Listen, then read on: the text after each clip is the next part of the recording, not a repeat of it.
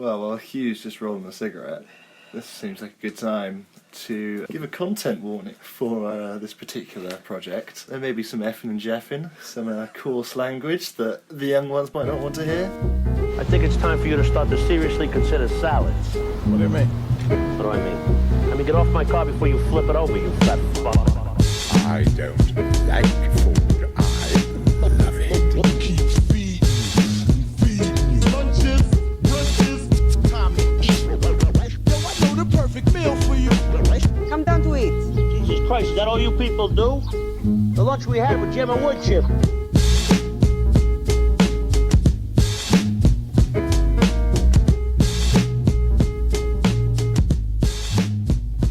Welcome to episode 8 of The Daily Dined. And do you want to apologise about the change of scenery? Oh yeah, so we're in a hotel room. We're in Bristol at the moment. So the acoustics might be a bit weird. Different setup. It's not the garage. I'm not lounging back in a wing chair. But we're doing this for you. I can already tell it's quite echoey. Yeah. I don't know, but whatever, we'll see. We're in Bristol now. Yeah. It's a little spoiler. But we initially had lunch in Bath. Yeah, a nice, well, a very wet morning in Bath. Yeah, so we were driving to Bath and on the motorway just absolutely pissed it down. Oh God. The heavens did open, didn't they? I've never driven on a motorway and rain that heavy. It was nuts, wasn't it? No, and I was behind the wheel and it was just like, fuck. It was going 70 and then it was suddenly like, oh God, I can't actually see. Yeah. Like more than... Oh dude, it was... Like tens of metres in front of me, like 20, 30 metres. I was like, shit. It was... Right down. Could barely see headlights 50 metres away, or like tail lights. Some bits were sketchy for sure. But we made it. We made it to Bath. We made it safely. And it continued to fucking piss it down. It was hammering it down. So we sort of had a half-hearted walk around the city. Yeah, saw the cathedral, saw the abbey, sorry. Saw the outside of the Roman baths. Yeah. Walked up and down the main high street, basically. Got mediocre coffee. Yeah, the coffee was... A chai latte. That's fine. You better cut that. Yes, I didn't really do much in Bath prior to lunch. We were there for an hour, we had a moment of time. Yeah. Where did we go for lunch? So, let's get on with this. So, shall we say what initially happened in terms of bookings and having to wait and so on? Sure. So, we were really keen on this restaurant, menu Gordon Jones. Yeah. But you have to fill out like this application online. Mm-hmm. And they contacted me a couple of days later saying, sorry, no reservations available. Yeah. And this was 3 weeks ago?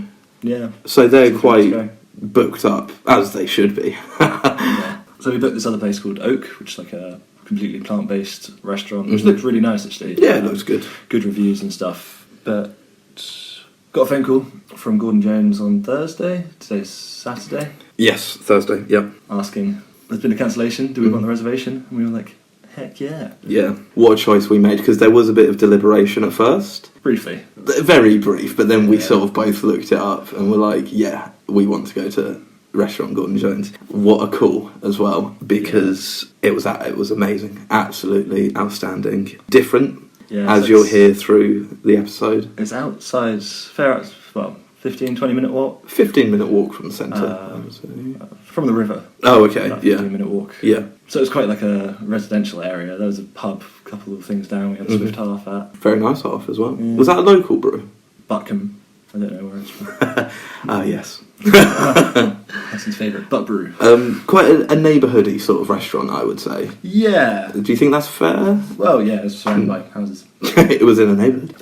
And looked nice from the outside before, so we walked past it to get our pint. Looked interesting from the offset. And when we walked in initially, we were greeted by Gordon Jones. And in a super refreshing way, he's thrown the rule book out for high cuisine, sort of fine dining cuisine. So he saw us kind of coming, and he just happened to be by the door. Yeah, I think he was like getting ready. And, literally, it's like, come on in. What's the reservation for? What's the name of the reservation? What's the reservation for? What are you doing? And he was like, yeah, sit where you want. Mm-hmm. Which was like, so okay. I was a bit like, sorry, pardon me. Yeah, so straight off that, he took our coats. The chef Chef de Patron took our codes, and I think we chose a pretty good table. Yeah, we were right in the corner, at the far end of the restaurant, which was nice and out of the way, not too close to the door. Playing some pretty banging tunes, quite loud as well. So initially, when I sat down, I thought, fucking hell, here we go. So the tunes were fine. I got no beef with the tunes. It wasn't as offensive as yesterday. No, but the whole experience of sitting down for the first 5 minutes, it did blow my mind a bit. It was like surprisingly chilled out. It Yes, was just a really chilled out super atmosphere. chilled out, yeah. The decor was pretty nice as well. There was like a mural of Neptune or something, kind of his face peering through. I was certainly some kind of Greco-Roman god. And lilies around the table with like some sage or lavender or something. That's another one. So I asked the waitress what it was in the display, and she said, "Oh, I've got to find out and come back." Yeah, we just keep asking awkward questions. That's 2 for 2. If someone asked me that, I'd be like, "Yeah, I'll go find out." Run away. But what happened? So sat down. Tunes were blazing, quite loud. So at first, I was a bit like, "Oh, that's quite loud." But then the chef, Gordon Jones, was really chatty. He was like singing along with the music, so very, And he turned off music at one point, just be like, better enjoy this, guys. This is going to be like your last chance. Yeah, we lock down again, but we can do it with the holiday, so it's not too bad. Yeah. So announced to the whole restaurant, which is maybe 8 tables? Oh, good. 10 tables. Well, not very big. I think 8. I think 8 or 9. I think you're absolutely right. So not big at all. So it's the most personal experience I've ever had. Yeah. It felt like your mates were like cooking for you, and like the waiting staff were like very matey. Not overly, but in a very comfortable... Just a friendly... It was so laid back. Yeah. Let the chef surprise you was the tagline. Yes, and that's exactly what happens. Because they don't give you a menu until after you've finished all the courses, so you have no idea what's coming. Another great element of laid back dining that... You pay for the, 60 quid, 65 quid for the tasting menu? 65. You know it costs £65, so you know it's 8 courses, and that's it. Yeah. So I thoroughly enjoyed that, found that very refreshing. Yeah. What did you think of that approach on... When we first went in, I was a bit, not apprehensive, but a little bit kind of like, where is this going?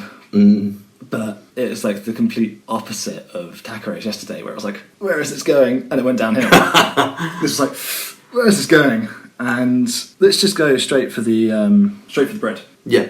So the Where's bread... this going? He brought out 2 bags. 2 bags of bread. Which it said on... It was printed on the bag, this is a bread bag or something. Yeah. I think it was that. So quite... And you said, a bit trendy or something. No, I said, it's a bit novel. A bit novel, and he was like, no. He was very jovial and joking. No, it's not. It's a paper bag. Yeah. It's I suppose. Pretty novel. And it was a sourdough...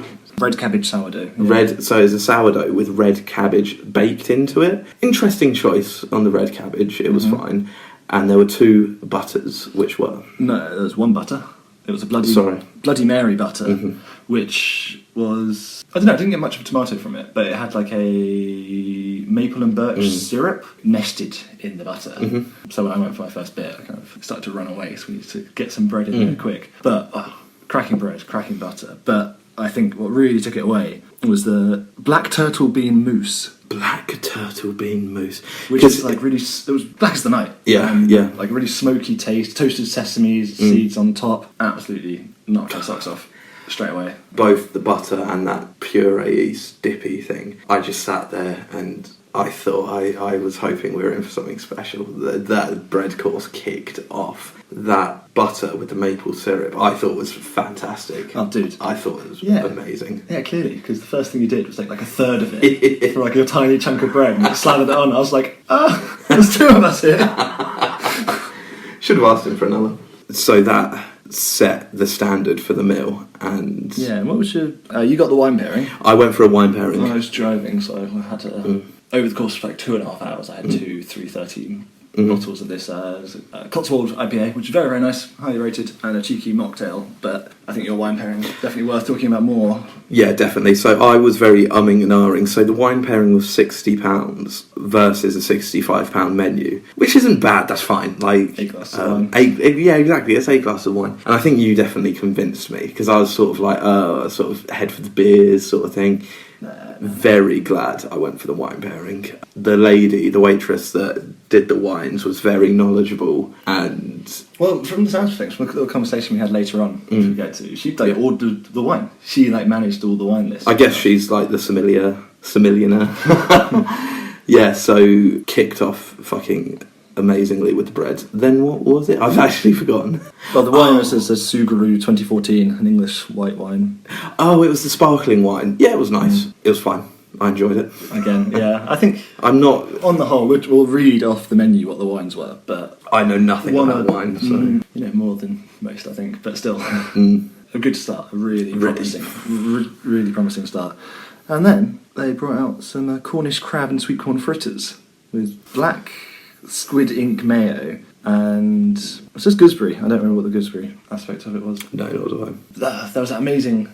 See, I'm thinking the Bloody Mary. It was like a Bloody Mary sauce, and the Bloody Mary butter. So there was Bloody Mary butter to start, and then was it a Bloody Mary sauce? That's we poured out that little shot glass. Yeah. And again, absolutely brilliant. It was like perfectly cooked fritters. A little bit of caviar on top as well. The menu does not do a great job of describing No. every kind of aspect of the dish. But yeah, the caviar was like just enough to lend like a salty bite. Like it's kind of seasoned with the caviar. The mayo had a really nice kind of seafoody bite to it. It's like the sweetness of the sweet corn in the fritters with the soft, delicate crab and this fucking ridiculous. I want to say like almost Mary Rose, but the like fancy Mary Rose, like The sauce. mayonnaise-y, ketchup-y type thing, but just Oh, yeah, that's doing it an injustice, isn't it? But it really is. But I don't know what it was, and it doesn't say. So oh, I thought it was Bloody Mary. Yeah. Is what they called it, and Yeah, I yeah. remember thinking, "That's 2 Bloody Marys in a row."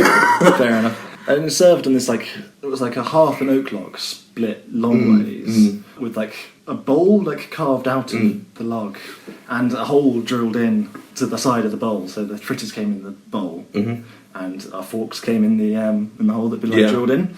So served like really wonderfully, and I think that's something that is easy to forget with how amazing the food was. But all the like crockery. I was just about to say that. And glassware and stuff was really, really nice. It's all like a bit top quality, really good stuff. It was all a bit different. Like every plate we had was different, but like beautifully made. It looked like they were kind of like handmade clay bowls. A lot of them. I think we had 1 or 2 normal-ish plates. Yeah, for sure. But looking at the bowls, I'd look at mine, I'd look at Hudson's, and it's like one of them would be like slightly higher. Yes, one of them was slightly, I noticed that. Yeah, more like mellow in the sides. So it's like really beautifully presented. I'm just sitting here in awe still, and our old friend Squid Ink came up again, reinforcing our theory that it's very popular at the moment. Because it used to be quite, you'd see it occasionally and be like, oh, cheeky, Black. like black, nice, Black spaghetti. but now it's fucking everywhere, isn't it? Where we've been going anyway. Yeah, we've been to 5 places mentioned the Michelin in the last 7 days. So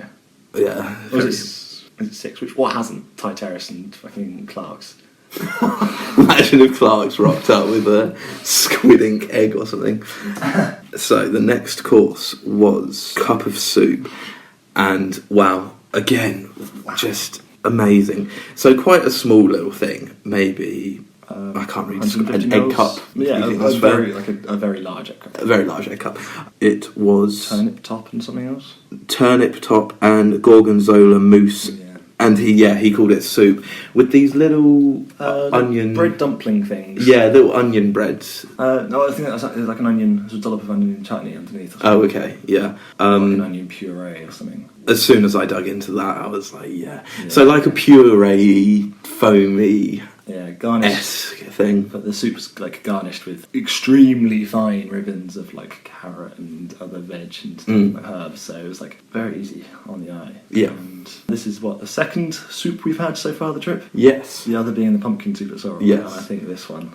Do you think it trumped it? Yeah, for sure. I think the little bready thing with the onion chutney, that's what tipped it over the edge for me, to beating the pumpkin one at Sorrel. I think it was a stronger soup as well. I mean, yeah, that Do you bread think? thing was just like brilliant, but I thought that soup was just like... Don't get me wrong, I love pumpkin, I love that pumpkin soup. Never had a turnip top. I don't know if that literally means the green bits of turnip, because it had a lovely green, like a vivid green colour. Maybe that is exactly what it means, yeah. Never had anything quite like that. It was really fucking good. Absolutely fine. And from there on out, I think we both knew what we were in for. And it only got better. Yeah, so this is one that was like a bit of a I was unsure of at first. It was a pigeon and peanut butter sauce. Was that next? Yeah. Oh, so we had goddamn. the wood pigeon, Japanese artichokes, bean sprouts, linseed, and a peanut butter sauce. And the peanut butter sauce was very nice, but with such a rich, gamey meat, I was kind of like a little bit apprehensive at first. But the further I got through, the more I was just like, my mind was like slowly but surely being blown until I'd like finished it and I was like, oh my god, that's up there with one of the finest dishes I've ever had. That sauce was insane. I don't know if it's Japanese artichoke that gave it like a kind of Asian kind of feel, like Definitely. miso-y kind of flavour, but And when the waitress bought the wine pairing, she said, "Oh, this is a controversial one," and I was like, "Okay, interesting." yeah. And I guess what she meant was because it's like it was a white wine with red meat, Yeah. which is fine, whatever. Like, I don't think it's that controversial, but what a dish! The sweetness of the peanut sauce, it's like, yeah, I think wine or... I mean, I was finishing off my beer at that Yeah. point, and I think that worked. I think beer would have been perfect, actually. I think beer would have been spot on for that, because it was quite Thai curry-esque, and to me, it reminded me of like a satay sauce. That's what it I've never reminded had me. Japanese artichoke, but No. I've had like artichoke hearts and they're fine. But this Japanese artichoke gave it a lovely crunch and texture to it all. And the pigeon was sliced quite thinly, which is not something you see often. Again, which just complemented... That massive surface area Yeah. to soak up all that lovely fucking sauce. Yeah, the sauce was amazing. And did you get the spice? So by the time I finished, there was a creeping, gentle spice, which was very much appreciated. And there was like a cracker on top. Oh, I forgot about that. That was insane. It was like poppy seed, maybe not. Sesame seed, I think. Sesame seed. Broke that up, gave the first kind of 2/3 of the dish like a really nice, firm, sweet crispness to it. Like, not overpowering, but playing really well with the peanut butter. Again, just what a dish. For me, it was so perfect from beginning to end. It was just perfect. And as you said, like when it was first there, for me, it was a bit like, oh, Yeah. oh, okay, all right. Pigeon. A bit out there, but Yeah. You've not it's not steered us wrong so far. The pigeon was perfectly cooked as well. If you looked at it, it was a bit like, oh, that's quite pink. That's quite rare. That's the only negative thing Okay. I had to say was that one of my bits was a little bit tough. That's a shame. That's That is a shame. But literally one of 6, 8 slices. Yeah. The rest of them were beautifully tender, like soft and melt in the mouth. Absolutely. Brilliant. That is a shame because all mine were perfect. That is a shame. No, it was like the littlest qualm. It was like ever so slightly tough. It's not like the venison yesterday. It was like get chainsaw. It was just like It was quite okay, and then the rest of it was just like beautiful. Just worked so well. I think- It worked so well. I don't want to keep repeating myself, but I think mind blowing is I think it going was. to come up a lot. I completely agree with you. I'm just going to say best pigeon dish I've ever had. Really was. Hands down. I don't order pigeon often, but that was the best. Give me that Yeah. any day of the week. Loved it. And I think it was about this time where I'd finishing up my beer and I asked if they had any like mocktails or anything. The lady served me, I was like, oh, not really. But then the sommelier was like, oh, I can knock you up. Alcohol-free gin mojito.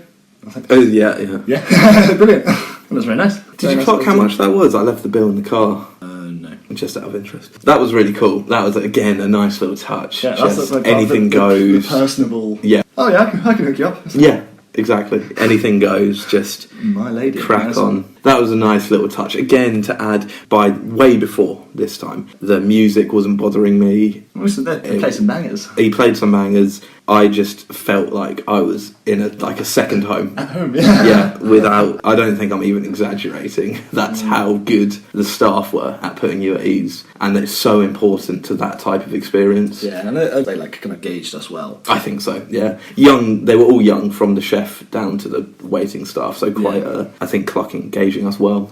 I think they did. So next to come was another pork belly dish. Or pork belly Collar, It was wasn't it? middle. Yes, you're right. Middle white pork belly and collar. Morcilia. I can't pronounce half the shit on the menu either. Morcilia. Pickled cabbage, Cornish steps, and like a quince jelly. May I take centre stage? Yeah. Right.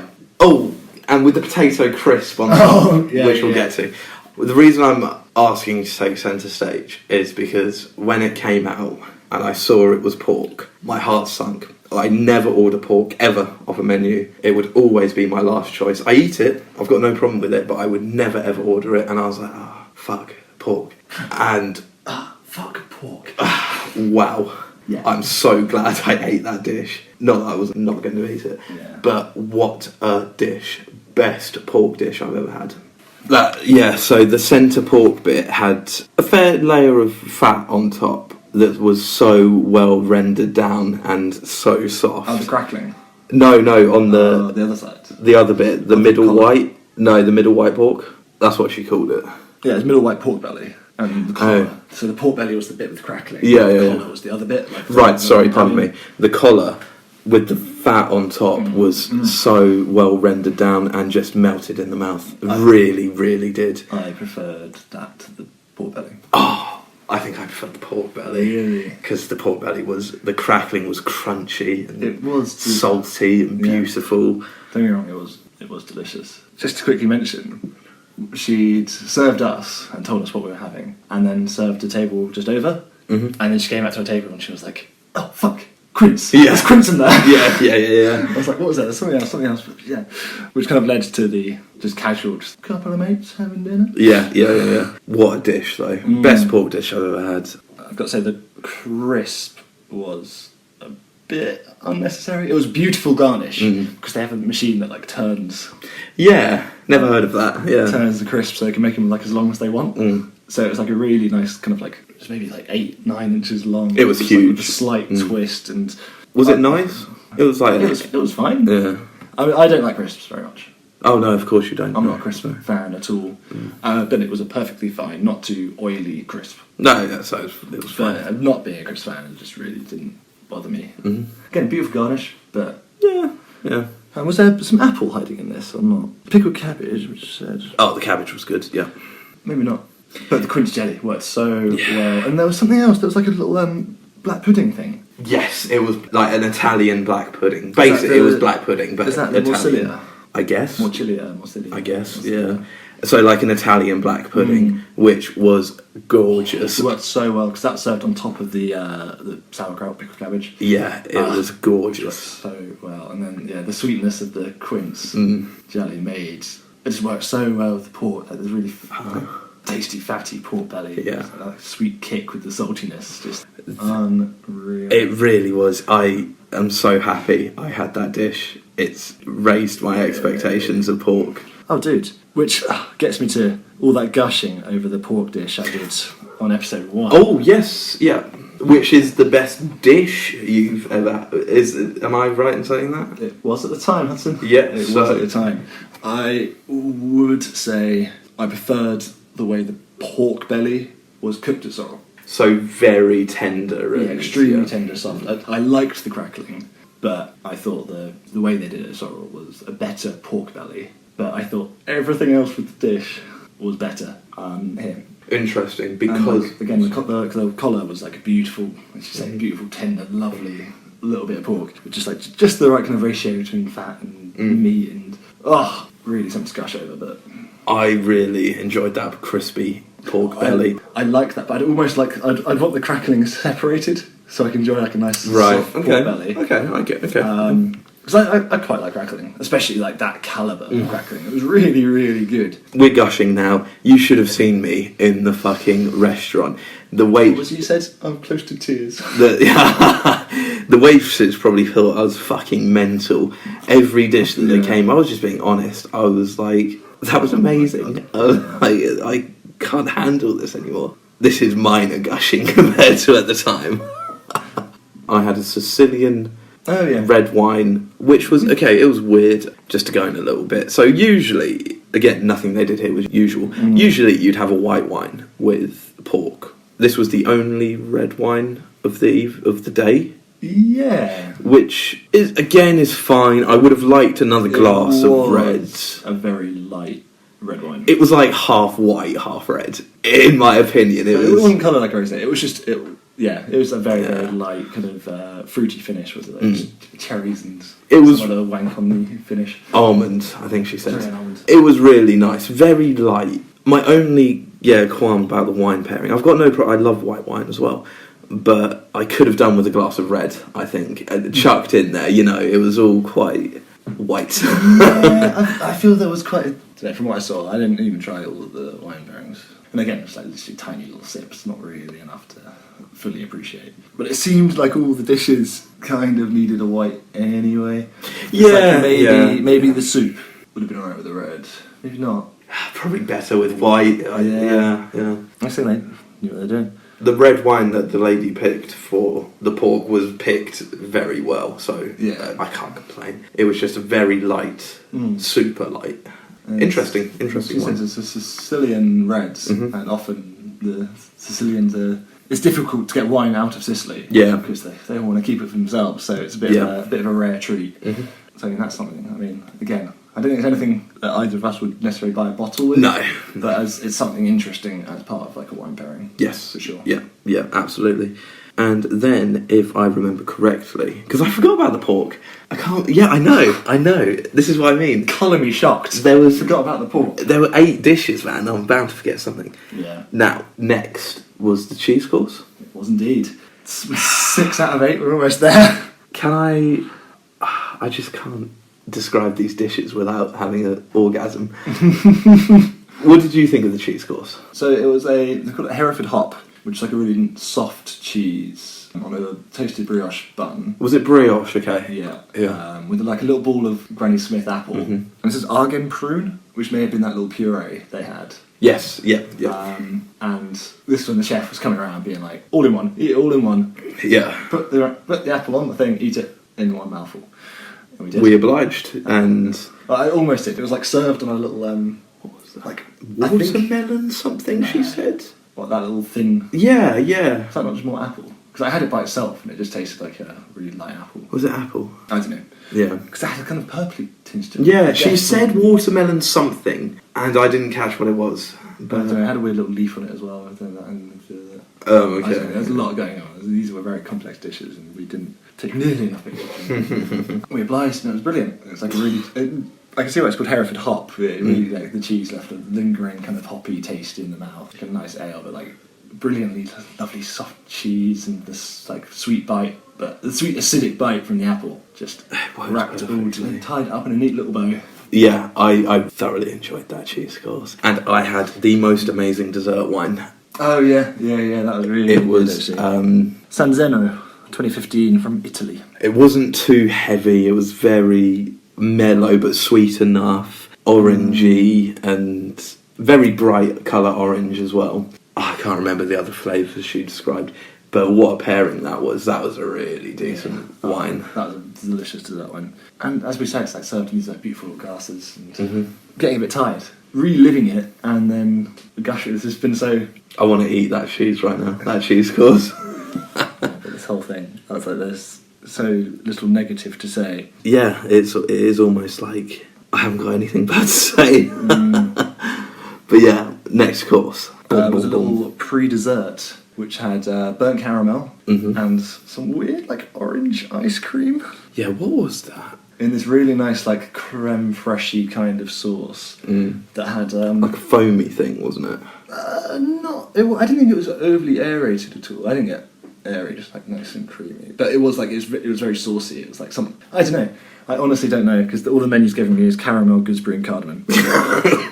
Yeah. But it was like a white creme fraiche kind of sauce, lovely, and gooseberry puree underneath. And they suggested that you eat it from the inside out, start in the middle and work your way out, which worked really well because the smoked caramel started off with like quite a strong lead in with this like nice sweet ice cream. The sauce just like gave it like really nice like creme fraiche freshness and creaminess like throughout. The tartness of the gooseberry kind of built up a little bit. Yes, yeah. Which worked really well. But then it never kind of got too tart. By the time you finished, you were just like, ooh. Where was the cardamom? Was it like... part of the sauce, I think. Oh, okay, right, yeah. That worked well as well. I don't know about you, but when it comes to puds, I like when places like this mix in what you usually wouldn't have with pudding to make it like fresh and exciting. It's not like gooseberry and cardamom aren't. They're not strangers with pudding, but the whole experience. Like I don't think I've ever had a burnt caramel before. That was really interesting. I must admit, I don't remember the burnt caramel.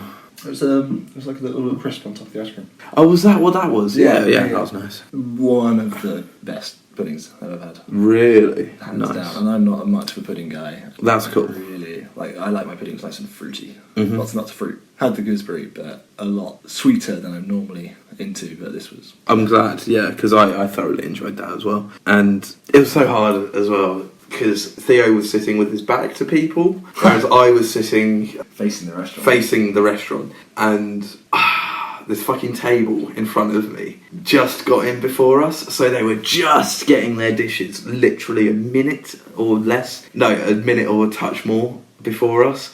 So my surprise was ruined ever so slightly. And then so I saw them get served the souffle, Which is the next course. and I was like, oh shit, Theo doesn't like souffle.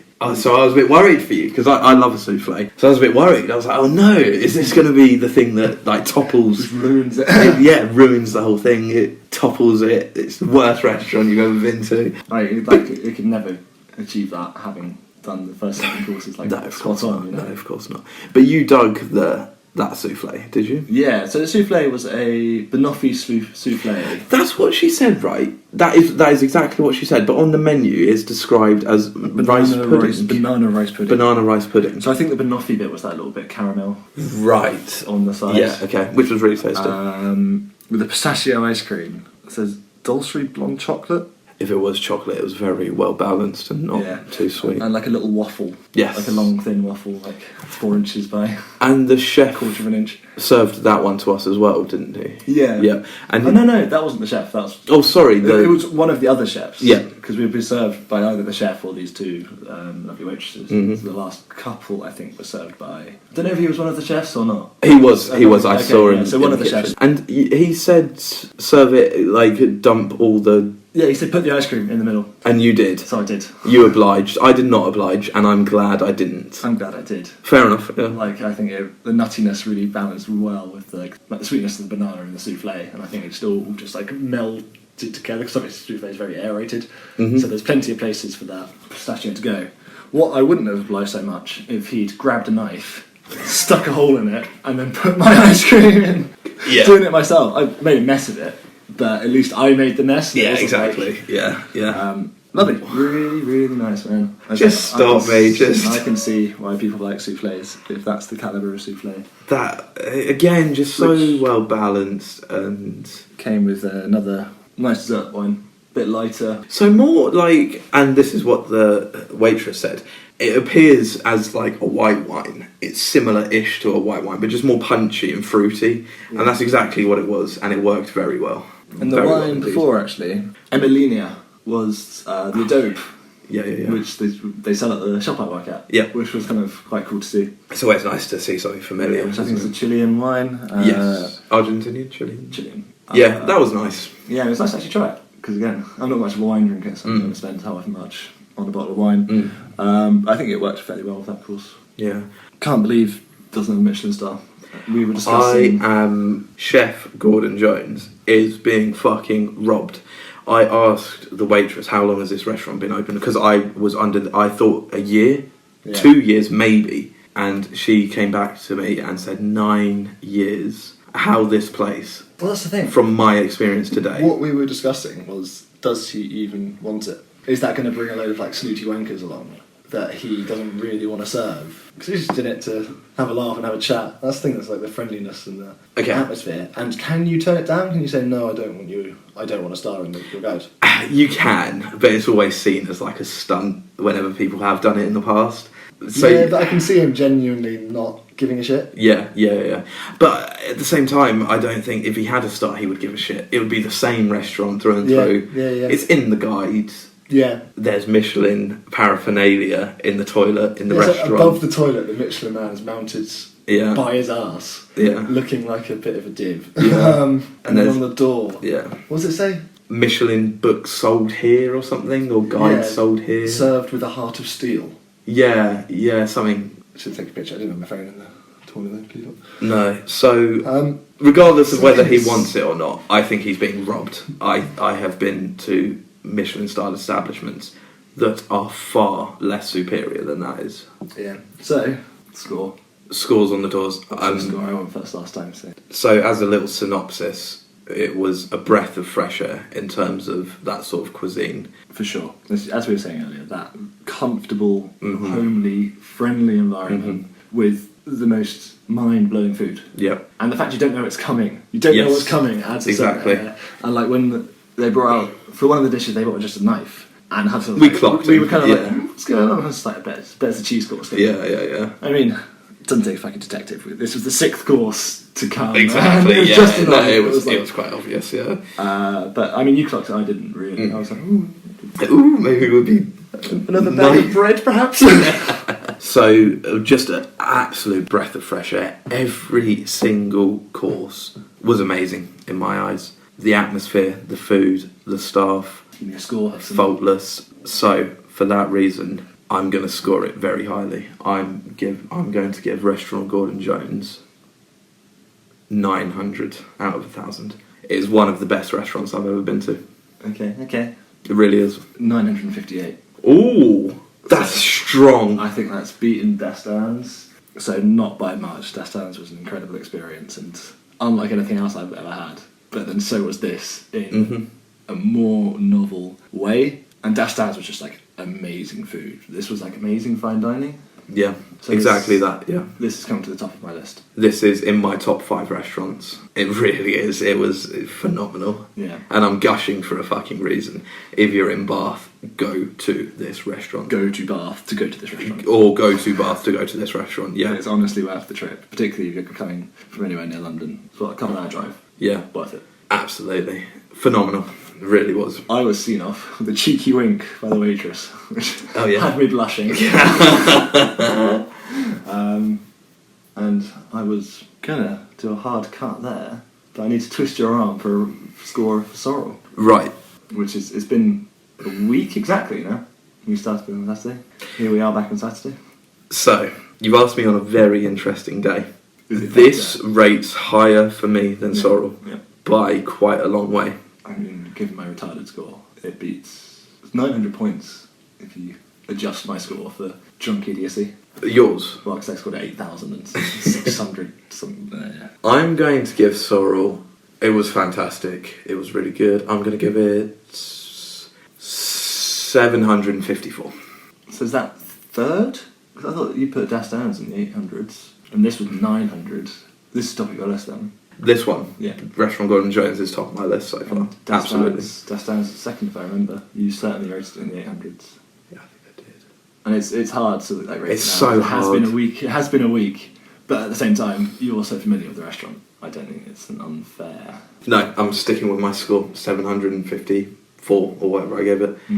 Just blown away by today, I'm afraid. Which leads us a little bit to a la Bill. Yes, As well. I completely forgot. I'm glad So, you brought that I'm up. trying to yeah. set up these hard cuts, and I don't even know.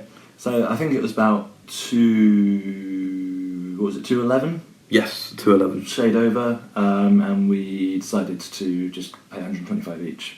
Yeah. So we tipped about 40 quid. Very healthy. They Good. totally deserved it. Every fucking penny. Didn't add the tip onto the bill, so No, which is so nice. you're It's scoring. So nice. You're scoring points for that as well. I mean, we've already done our scores, so I didn't even, honestly didn't even consider that. No, But yeah, no. it is so nice, particularly in places like fucking like shitty chains like Coat and Yeah. will like happily whack on to 12.5%, 15% or something. Exactly. Yeah, like shit places. But these guys like really knew what they were doing, Mhm. did it well. Let the menu surprise you. It fucking did, and what an experience. Yeah, absolutely fantastic. Loved every second that I was in there. Really did. All right, pissed up in Bristol. Yeah.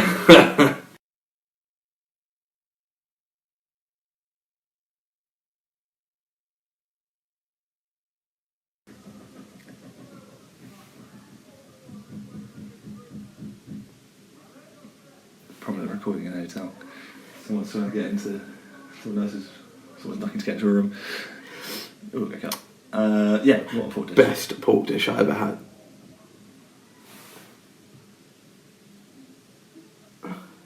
Recording in process.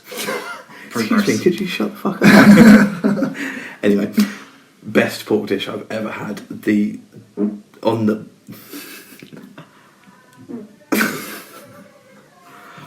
No, it's someone's fucking birthday. We'll be back in 5.